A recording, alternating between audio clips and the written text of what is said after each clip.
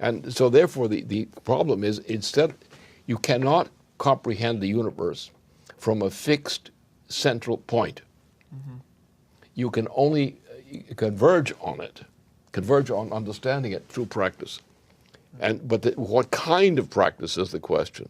And Kepler's solutions for the designs of Cusa actually are the foundation of all competent modern science.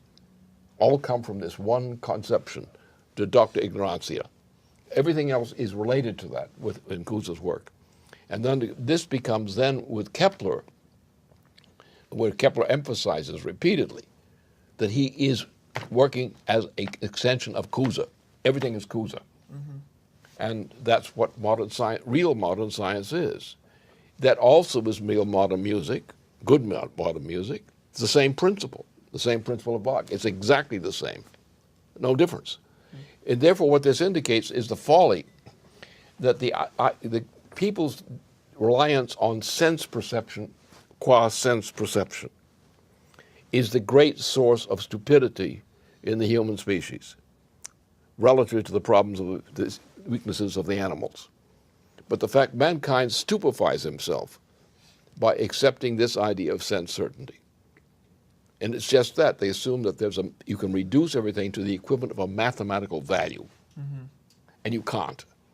So therefore, if the universe is not mathematical, what is it? And why do we believe in mathematics when we shouldn't? It's because we're going by sense perception. And the fact of the matter is that when you go to the process of discovery, for example, any discovery of a universal physical principle, which can be demonstrated as being a universal physical principle, is exactly Kepler provides that. Provides exactly that. This is a universal principle. It is not a fixed value. It's a universal principle of value. And the fact that we've lost that in terms of society, or lost it in the official society. I mean, most of our universities are sick institutions. They're not scientific anymore because they don't understand this kind of concept. And yet all the great scientists did. You take Max Planck, just reference. Max Planck is a perfect example of this. Riemann is a perfect example of this. Einstein, a perfect example of this. They all thought exactly this way. And we know when we think properly, as we now do, I should hope, when we think in terms of Mars, when we think about what curiosity does for us, and you realize that the universe is a variable process, which lies outside the determinations of any fixed system of process.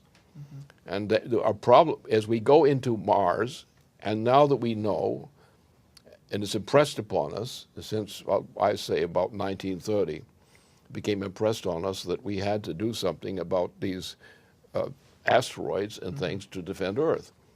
And one of our great scientists who did that and concentrated on that for the rest of his life. Right, Teller. Yeah. Took it up, yeah.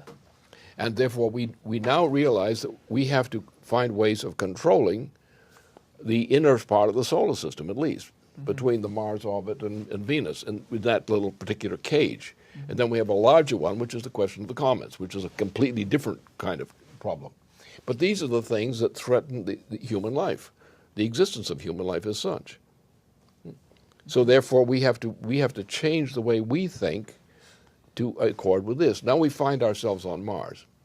Well, what's the problem with trying to control the Mars-Earth relationship?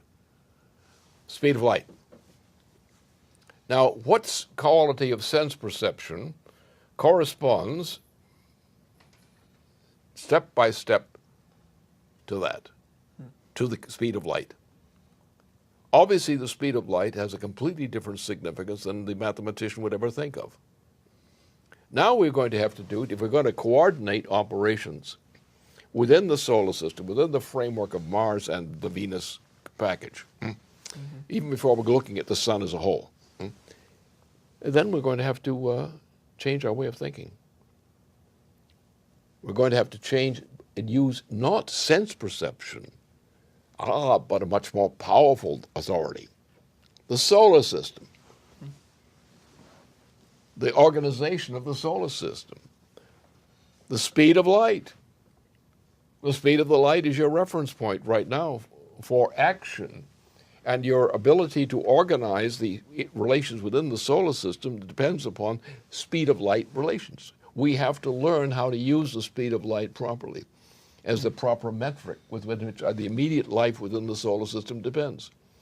And this is just a continuation of exactly the same kind of concept that Kepler represented and that Kusa represented before. You have to get outside sense perception. And you have to find a way in which you can demonstrate that something which is not sense perception is the ruling force in the universe for man. And we have to learn to understand that law, understand that principle, and apply it. If we're going to control that great mass of asteroids and other dirty tricks played on us, between this range, between Mars and Venus, this where the orbital things come down to Venus, for example. And this thing we don't know how to deal with yet, as you've emphasized repeatedly. We don't know. We're going to have to find out, and the only way we're going to find out is by exercising curiosity and recognizing that the principle of curiosity is congruent with the speed of light. Because the speed of light, not sense perception, is the great metric from which we can understand and solve these challenges. And the time has come that we do that. And that's my solution for the business. It's a practical solution. We've got to use what we know, which is what, the work of Planck and Einstein both centers on exactly this question. And that's where we have to go to. And then get the Wolfgang Köhler aspect of this, and that is crucial. Köhler is totally misunderstood by most people who try to interpret him. Absolutely. His conception is that of true human creativity. And you cannot get that in any of the systems that, because the point is that there is a power in the universe, universal principles typified by the speed of light. And the speed of light has been crucial ever since the Planck-Einstein discoveries. And that is the principle of all competent science today. It means we can no longer rely on sense perception, human sense perception, to understand the universe. Human sense perception was useful when we were morally just coming out of animal life. Now we have to ascend beyond animal life, beyond some kind of superior form of animal life. And we have to go to higher agencies, which are not sense perception, but are centered on principles such as the speed of light. And we keep finding now more and more of these aspects of alternatives to the speed of light in terms of the Earth solar system into larger systems. And these things we're looking at them, and we're now looking at them with curiosity of a different type. We're looking at them with things which are not as simple as the solar system, but more complex things in which the solar system is integral parts of. Now we have to change our opinion about what the solar system means. You're looking at the galaxy. Exactly. We don't have to go to a galactic process, because if the human species is capable of surviving as a permanent species in this system, we're going to have to move way beyond what's merely the idea of the galaxy. Because what we're going, if the sun is going to blow up within at least 2 billion years or something like that, and probably become unfunctional for mankind long before that, probably, we just a few tens of billions of years, maybe the limit. We're getting into a very dangerous period. We're already experiencing a dangerous shift from our standpoint. And we've got to get on our horse, so to speak, and look into this question. We've got to learn to think in terms of these kinds of values, which were opened to us by Riemann, for example, implicitly when he attacked the whole system devastatingly. And then out of Riemann came the work of Planck and Einstein and so forth. And that means we have to go outside sense perception to a higher form of authority, which corresponds to the solar system and how we deal with the solar system. Because the solar system, when the sun goes, the solar system is gone. And therefore, ultimately, mankind has to realize we have to go to what Planck, Einstein, and so forth really represented.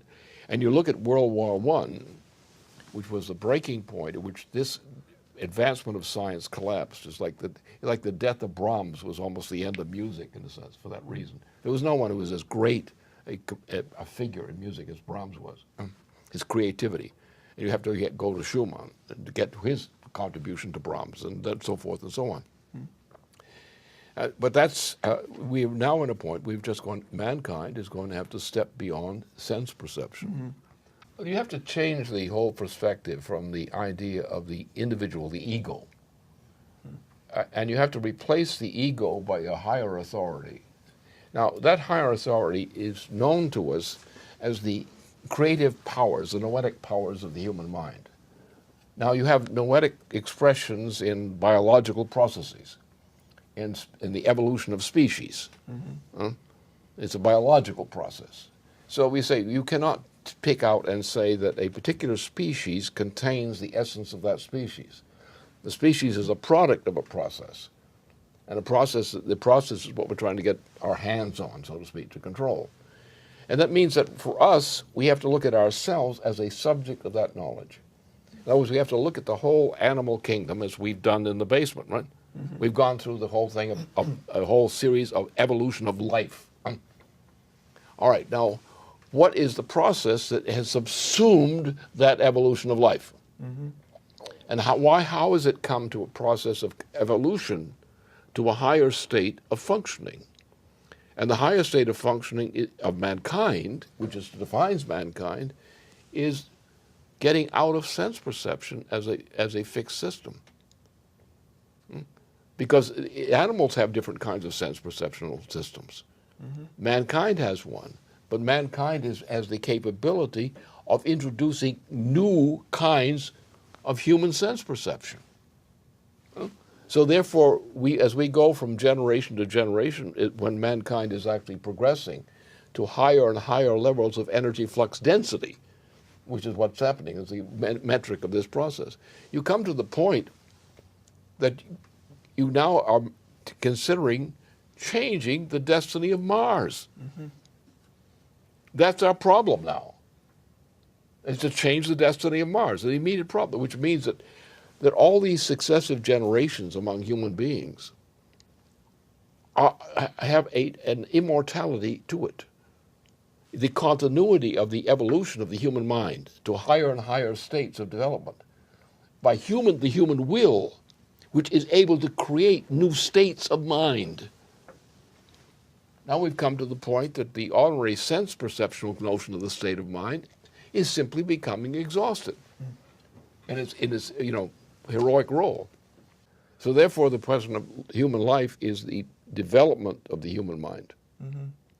And the human mind is not developed on the basis of sense perception, but of freeing itself from imprisonment by the shackles of sense perception.